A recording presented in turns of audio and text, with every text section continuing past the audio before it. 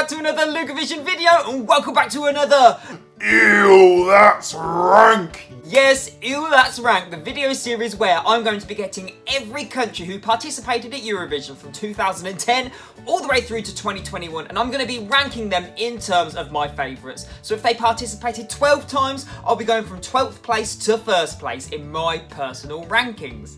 If you guys have missed any of the series so far, I don't want you to miss out on your favourite country, so be sure to click that link up the top there and it will take you straight to the playlist and you can see all of these videos in all of their glory. However guys, it has been said that I gabble on a lot, so I'm going to try and make this shorter and a little bit sweeter. So in today's video, judging by that title down below, today I'm going to be ranking my favourites from Germany! Yes, Germany, the country that are constantly slept on and are always looked down on since 2010, let's be honest. They have been given such a bad rep and they deserve so much more, and a lot of their songs in the latter years I think deserve so much more praise than they've been getting. They've just been given bad PR and bad press. Let's change that. And before I get cracking guys, I want to know who your favourite is from Germany, not just from this decade, but of all time. Let me know down below what you guys think of Germany. I cannot wait to get stuck into your comments because it's your comments that make this channel and this video thrive. I love when you get involved, so keep it coming. But it's time to do this. Oh, look at that. It's time to be frank. Let's rank. So I'm going to try and do this in a nutshell, guys. In 12th place is 2013 Cascada and her track Glorious. Now, before we carry on, it needs to be said that Cascada is an absolute legend. And on paper, this should actually be my favourite song of Germany because she is a mega force. She has a great vocalist and her songs are just absolute bops. It cannot be denied. And you know how much of a bop boy I am. 100%. This is Eurodance and Euro cheese at its best. However, the performance for me was a little bit lackluster. I found the vocals very shaky. I found that she was just kind of stomping around the stage and not a lot happened for me. Don't get me wrong, I don't think it deserved to be as low as it was, but just something didn't hit right and something didn't sit right with me. Her artistry is second to none. However, this just wasn't it and I'm not sure why. Something just didn't work for me. In 11th place is 2017 Lena and her track Perfect Life. Now there's nothing wrong with this song, it's just not very powerful, it's not very punchy, it's a little bit of a feel-good head bopper, maybe radio-friendly, good for children to listen to, and don't get me wrong, I enjoy listening to this track as well. However, there's not a lot to grasp onto, is it? It's kind of like a more adult version of Love Is For Everyone by Leonora. It just seems very safe and a little bit lackluster, not very punchy, doesn't make much of an impact, but it's a little head bopper. Styling though, on point. I would have loved to have seen a little bit more staging though, just so it made a bit more of an impact and placed a bit higher, because it didn't deserve as low as it got. In 10th place is 2012, Roman and his track Standing Still. If this was a repetitive ranking, this would be number one. Literally, when you hear this song, it feels like he is singing, I'm standing still, like for 3 minutes straight. I know that's not the case and I don't mean to sound shady. That is just the main thing I get from this track. It seems very dated to me, like the whole beanie, the hipster vibe about him, like his styling is very lazy, but that was very relevant to the time. So really for the time, it was on point, but for now, it has aged not incredibly well. I still really like it. You guys know how I'm a retro kid. I like 80s stuff, I like 2000s stuff, 90s stuff. Anything from those eras I am all about, more than modern times if I'm being honest with you.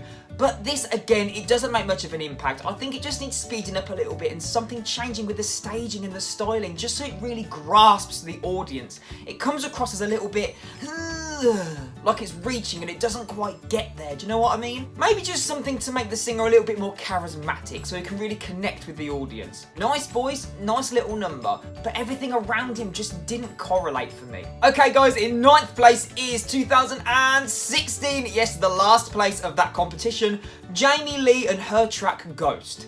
This song gets such a bad rep, and I think it's just because it's in last place. It deserved so much more, but 2016 was such a strong year. Tell me, what was wrong with this track? I think the aesthetics were on point. I loved the costume. Yeah, it was a bit weird, a bit quirky, a bit wacky, but I think it was wacky and wonderful. I think it was Eurovision at its best aesthetically. The song was a little bit limp and needed a bit of a kick up the bum to get going, but the staging and the costume made it memorable, and she was a different vibe. There was something about her that was a mood. Okay guys, in 8th place is 2018 Michael Schulz and his track You Let Me Walk Alone. Yeah, I know what you're gonna say. But Luke, I thought you hated this track. Yeah, I did. First listen, I really did not connect with this song. I thought it was boring, bland, not a lot going on.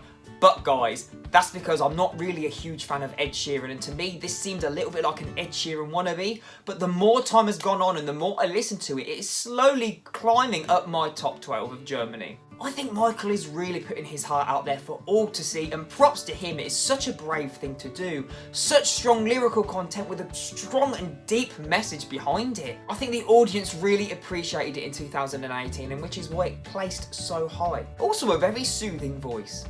Okay, in 7th place is 2019 Sisters with Sister. Don't come for me because I've placed it so high. There's something about this song I really, really like.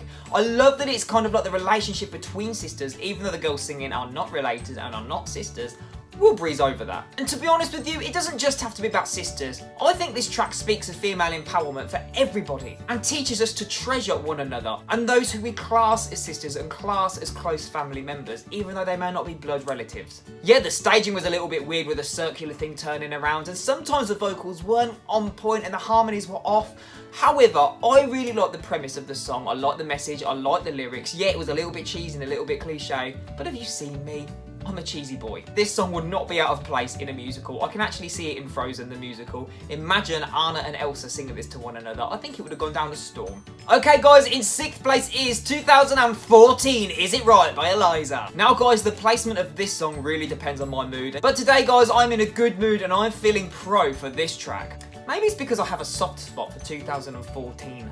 But I just think this song is so different for the time. It's quite jaunty. It gives me a little bit of an Amy Winehouse vibe within the instrumentation. I love that it's quirky and it's not your typical pop song of 2014. Sometimes you can argue that the instrumentation needs a little kick up the bum to really get going, but I think it's charismatic and the music itself is quite characteristic. It definitely has an old kind of jazz swingy vibe about it, but it's not 100% in that genre. It's different, it's unique, and I think it stands out quite personally. So I have a feeling if the staging was too crazy, it really wouldn't meet in the middle and it would just be a weird mishmash of craziness. Okay, now in 5th place is 2015, The Injustice of last place, which was Black Smoke. Speaking of Amy Winehouse from the previous track, this also has a bit of an Amy Winehouse vibe to it, doesn't it? And that's kind of stylistically with the staging and the lights, but also instrumentation-wise as well. The subtle keys of the piano in the background really work well and they make this song stand out in a different way.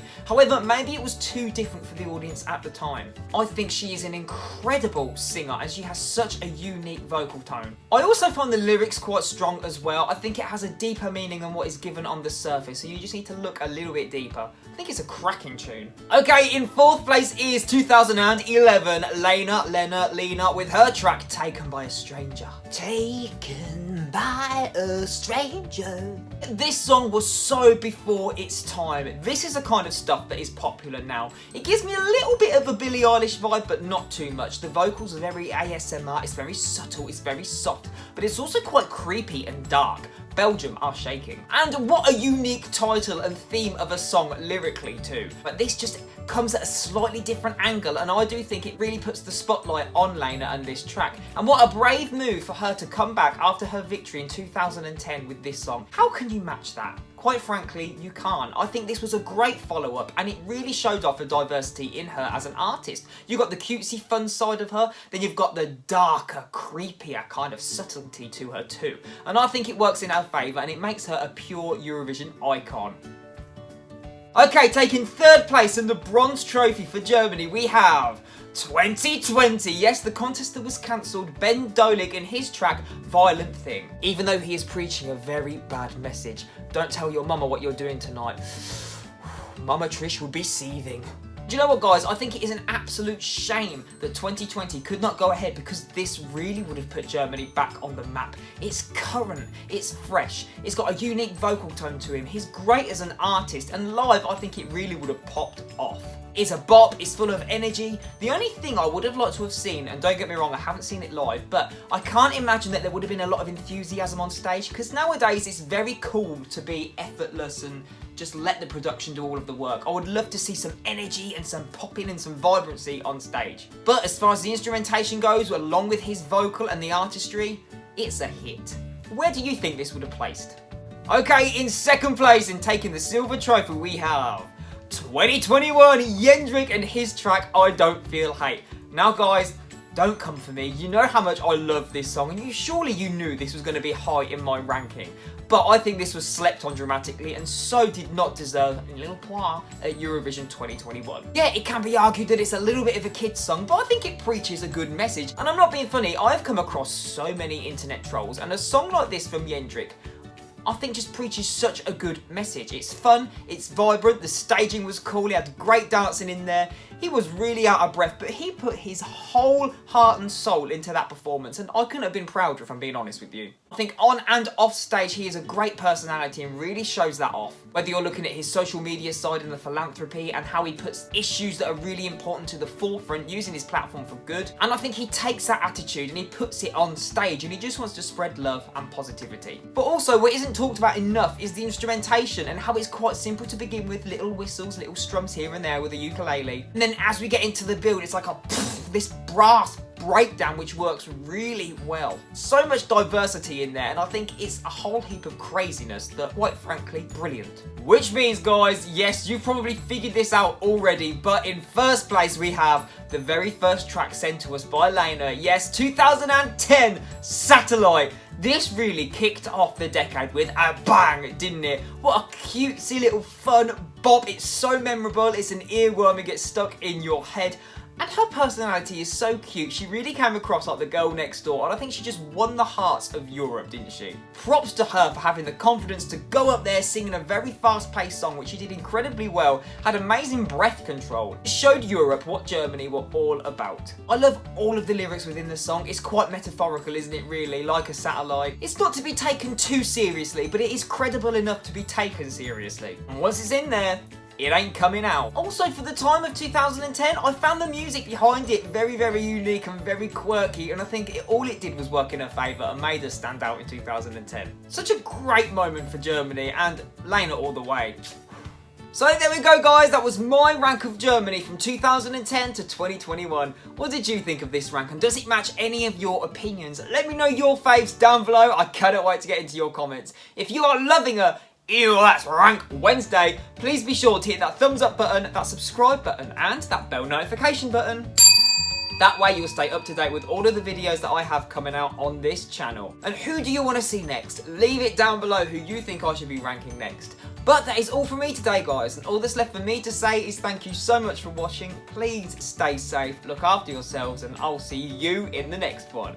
Take care, everybody. Goodbye.